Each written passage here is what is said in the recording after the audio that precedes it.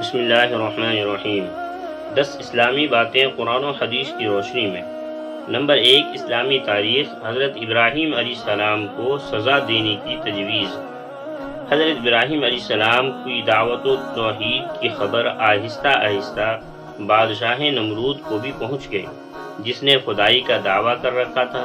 بادشاہ نے حضرت ابراہیم علیہ السلام کو طلب کیا، بلایا، مگر اس عظیم پیغمبر نے وہاں بھی اللہ تعالیٰ کی وحدانیت اور اس کی صفات کو خوب اچھی طرح واضح کیا، جس سے بادشاہ لاجواب ہو گیا اور دشمنی پر اتر آیا۔ اب والد، قوم اور بادشاہ وقت نے مل کر انہیں سزا دینے کی تدبیریں کی، اور بادشاہ کے مشورے پر قوم کے لوگوں نے ایک خاص جگہ میں کئی روز تک آگ دہکائی، جس کے شعلوں سے آس پاس کی چیزیں جھلسنے لگی۔ جب لوگوں کو یقین ہو گیا کہ حضرت ابراہیم علیہ السلام اس آگ سے زندہ بچ کر ہرگز نہیں نکل سکیں گے، تو ان کو اس آگ میں ڈال دیا، مگر رب العالمین کی مدد اور اس کی زبردست طاقت کے سامنے ان کم عقلوں کی تدبیریں کہاں چل سکتی تھیں۔ اللہ تعالیٰ نے آگ کو حکم دیا کہ اے ابراہیم، اے آگ اللہ تعالیٰ نے آگ کو حکم دیا کہ اے آگ، تو ابراہیم پر سلامتی کے ساتھ ٹھنڈی ہو جا، اور آگ شعلوں اور انگاروں کے باوجود اسی وقت ان کے حق میں ٹھنڈی ہو گئی، اور حضرت ابراہیم علیہ السلام اس میں صحیح و سالم رہے۔ اس قدرت خداوندی اور معجزے کو دیکھنے کے بعد بھی لوگوں نے ایمان قبول نہیں کیا، تو حضرت ابراہیم علیہ السلام نے ہجرت کا ارادہ فرمایا، اور حضرت سارہ علیہ السلام اور اپنے بھتیجے حضرت لوط علیہ السلام کو لے کر فلسطین اور مصر وغیرہ کی طرف ہجرت کر گئے۔ اس دوران دین کی دعوت کا فریضہ بھی انجام دیتے رہے۔ نمبر 2، اللہ کی قدرت۔ موتی کی پیدائش۔ موتی بہت ہی قیمتی پتھر ہوتا ہے جو سیپ کے اندر بنتا ہے۔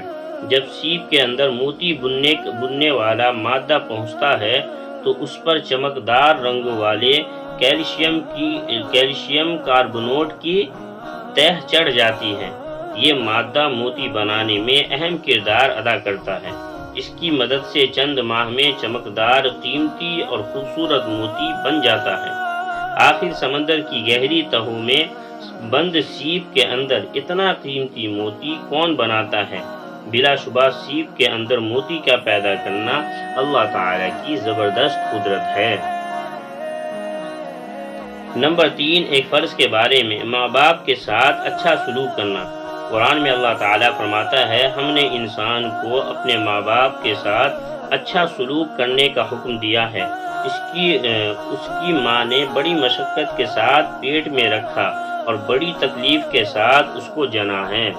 بالکل، اس لیے ماں باپ کے ساتھ ماں باپ کی خدمت کرنے کا ہمیں حکم دیا گیا۔ قرآن کریم میں ہے اف لکما، کہ اگر ماں باپ کے سامنے جو ہے اف کرنے کی بھی ہمیں اجازت نہیں، اس لیے کہ انہوں نے ہمارے لیے نہ جانے کتنی مشکلات جھیلی ہیں، کتنی پریشانیاں اٹھائی ہیں۔ ماں 9 مہینے پیٹ کے اندر رکھتی ہے، باپ 9 مہینے دل و دماغ میں رکھتا ہے، تب جا کے اولاد پیدا ہوتی ہے، پھر آگے کے جو ان کو پرورش ہوتی ہے وہ تو سبھی جانتے ہیں۔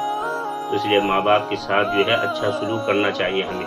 یہ اللہ کا بھی فرمان ہے، اللہ کے پیارے نبی صلی اللہ علیہ وسلم کا بھی فرمان ہے کہ اپنے ماں باپ کو راضی رکھو۔ اگر ماں باپ ناراض ہوں گے تو اللہ تعالی ہماری عبادات قبول نہیں کرتے۔ تو اس لیے ہم میں سے ہر ایک کو جو ہے ماں باپ کو راضی رکھنے کی کوشش کرنی چاہیے۔ نمبر 4، ایک سنت کے بارے میں ہدیہ قبول کرنا۔ حضرت عائشہ رضی اللہ عنہا بیان کرتی ہیں کہ رسول اللہ صلی اللہ علیہ وسلم ہدیہ قبول فرماتے تھے اور اس کا بدلہ بھی عنایت فرماتے تھے۔ نمبر 5، ایک اہم عمل کی فضیلت، ذکر کرنے والا زندہ ہے۔ رسول اللہ صلی اللہ علیہ وسلم نے فرمایا، جو شخص اپنے رب کا ذکر کرے اور جو اللہ کا ذکر نہ کرے، اس کی مثال زندہ اور مردہ کی طرح ہے، یعنی ذکر کرنے والا زندہ ہے اور ذکر نہ کرنے والا مردے کی طرح ہے۔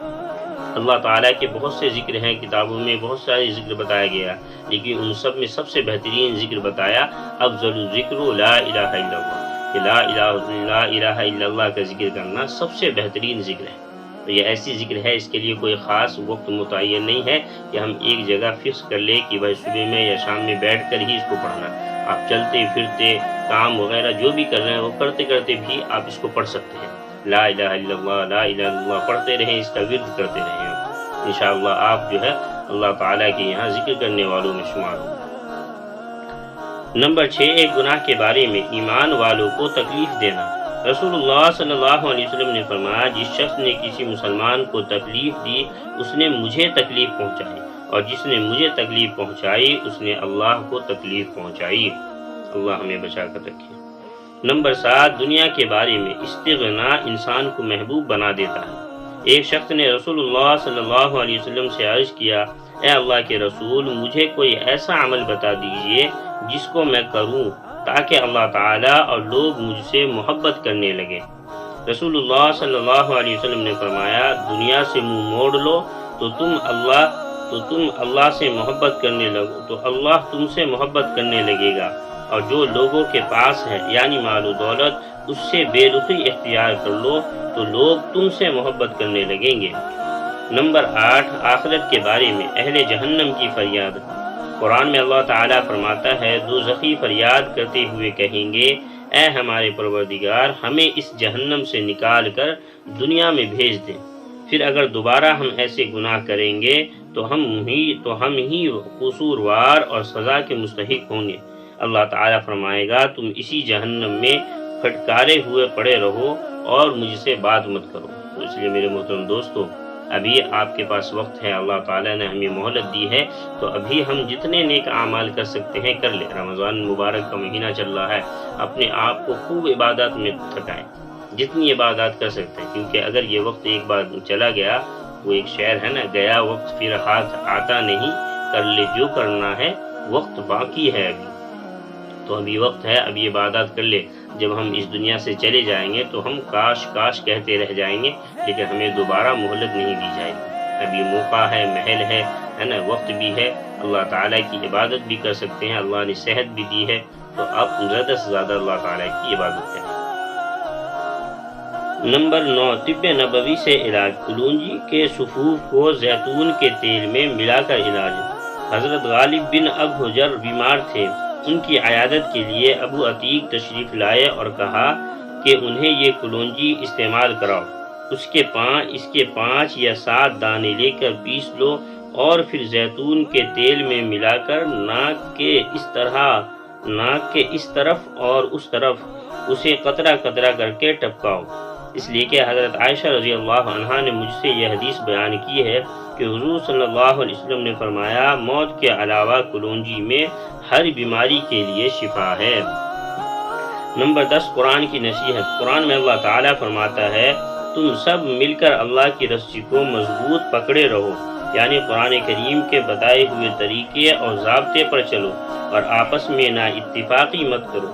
اگر تم نا اتفاقی کی وجہ سے آپس میں بکھر گئے تو دشمن کے مقابلے میں تم ناکام ہو جاؤ گے اور تمہاری قوت و طاقت ختم ہو جائے گی۔ اللہ تبارک و تعالی ہم سب کو عمل کی توفیق عطا فرمائے۔